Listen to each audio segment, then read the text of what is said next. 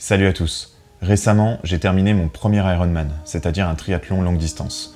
Plus précisément, c'était le Frenchman à Carcan.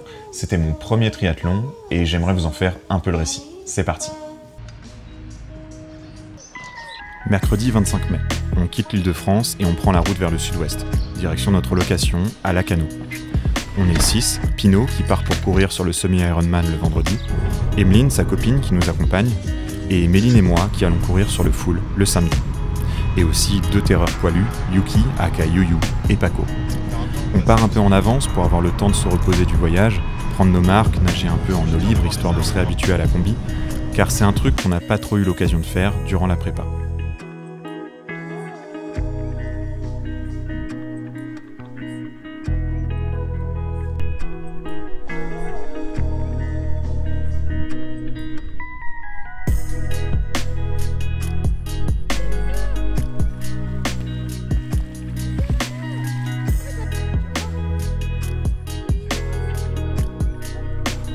Partir pour un Ironman, c'est toute une logistique.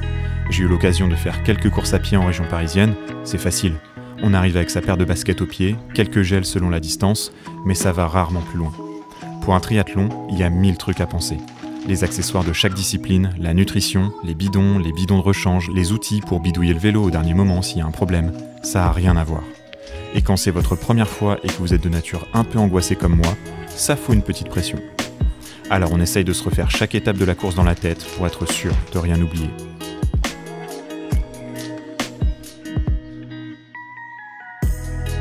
Ça, c'était le jeudi. Et le lendemain, c'était le jour du SMI. Alors on est allé encourager Pino. On cherche Pino.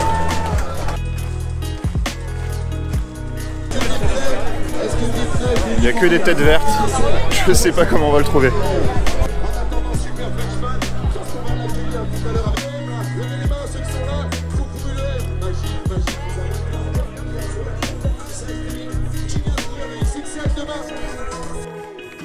Ils partent en rolling start. Ça permet d'étirer la masse de triathlètes dans l'eau pour pas qu'ils se nagent dessus. On sera privé de cette option pour le full le lendemain.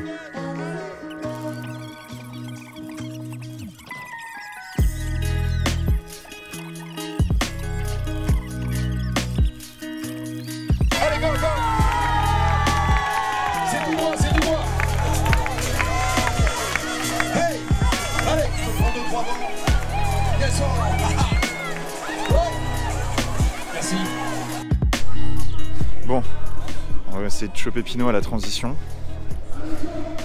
C'est bizarre ce sentiment de voir le half partir. À la fois, ça chauffe, ça rend déter pour demain, et à la fois ça fait flipper. Le mass start en natation, ça fait vraiment peur. Peur de se prendre des coups, peur de... je sais pas, peur irrationnelle aussi. Mais on verra bien. On verra bien, de toute façon, on va aller jusqu'au bout. Hein. On est là pour ça.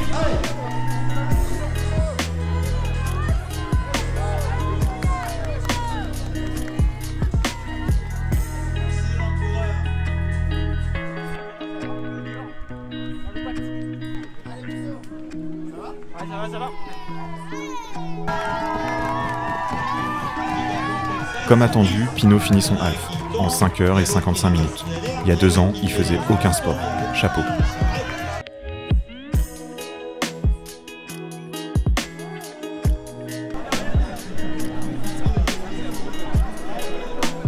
À la course à pied, vous allez en chier. Hein. Mais non. Bon. On vient de poser les sacs de transition, les vélos. On essaye de visualiser un peu. On sort de la natation, on récupère le sac transition 1. On l'ouvre, qu'est-ce qu'on met en premier? Les chaussures, le casque, les gels, la chambre à air. On repose le sac. On a le casque attaché. On va chercher le vélo. On sort le vélo. Et on court avec le vélo. On essaye de procédurer le truc dans la tête pour que ce soit automatique demain. Parce que c'est demain qu'on court, qu'on nage, qu'on pédale et qu'on court. Et là, il n'y a plus le choix. Il n'y a plus le choix, il n'y a plus qu'à souffrir. Ouais. On arrive à ce moment où on a préparé le sac, enfin, tout est prêt, tout est dans les zones de transition, etc. Donc là, on a juste à rentrer et à se reposer et à attendre en fait.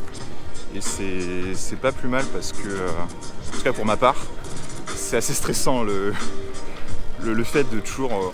en fait, dès que tant que le sac n'est pas posé dans la zone de transition, en permanence, je suis en train de me dire, est-ce que j'ai tout dans le sac? Est-ce que j'ai le bon nombre de gels? Est-ce que ce gel-là, je vais le mettre dans la poche de ma cuisse, celui-là, je vais le mettre dans le dos, celui-là, machin.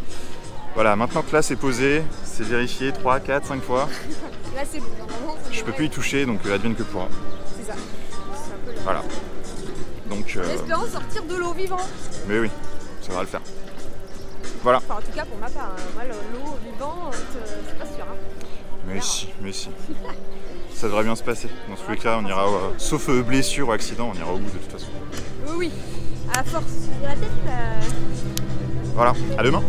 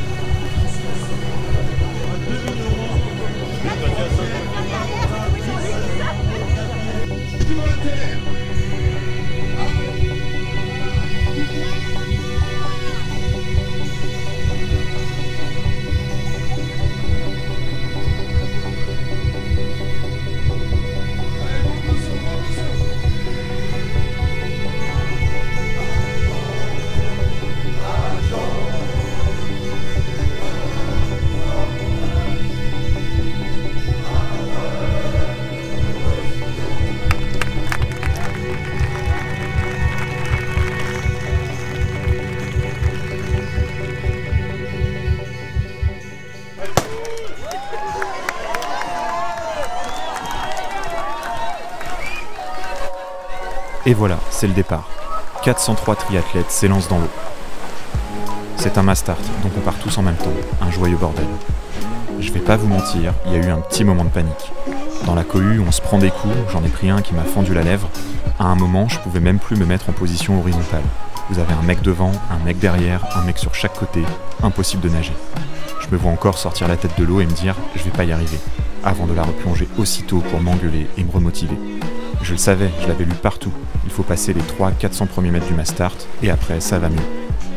Et effectivement, c'est ce qui s'est passé. La masse d'athlètes finit par s'étirer et on peut enfin nager tranquillement. J'arrive à trouver ma nage, trouver mon rythme, quelques problèmes de direction, mais rien de grave. J'arrive à réajuster assez rapidement. On fait 2 fois la boucle, scindée en 2 par une sortie à l'australienne. Ce matin-là, il y avait un vent relativement fort qui créait un courant de 3/4 face. L'avantage du mass start, c'est que lors du premier aller, les triathlètes devant moi me couvraient de ce courant.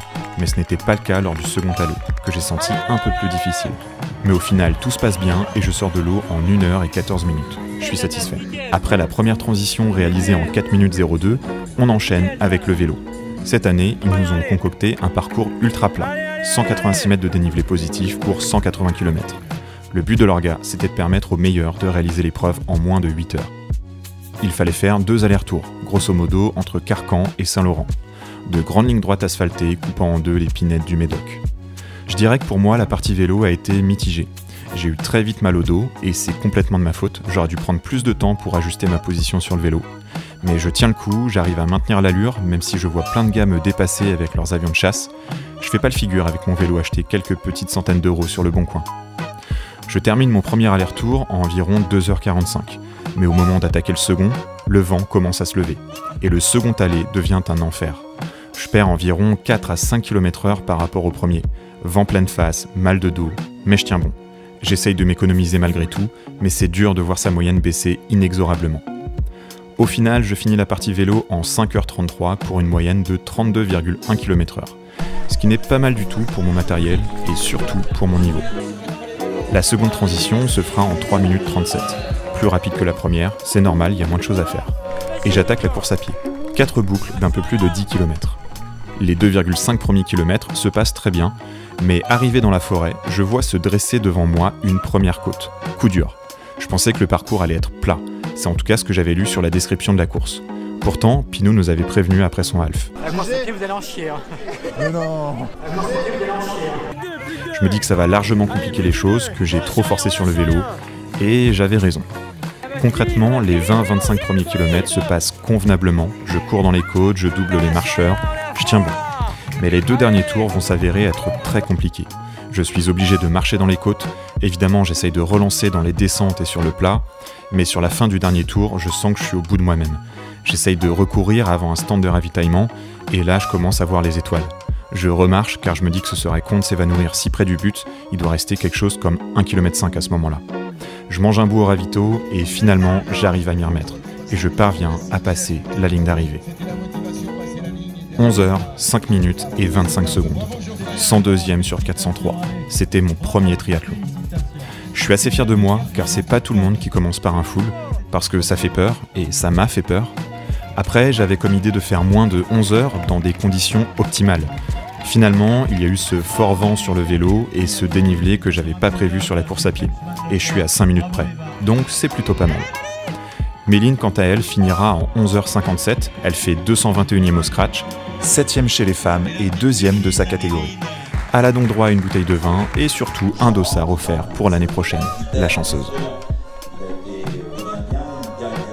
Voilà, j'espère que ce petit récit vous a plu. Le but c'était de faire revivre l'expérience à celles et ceux qui ont participé et de donner envie à se lancer dans un Ironman à ceux qui hésitent encore. Un grand merci à l'orga du Frenchman qui nous a permis de vivre ce moment et aussi à tous les supporters qui sont venus encourager les triathlètes tout au long de la course. C'est la première vidéo de cette nouvelle chaîne. Évidemment, je vous encourage à vous abonner, à me suivre également sur Insta et sur Strava pour suivre mes entraînements.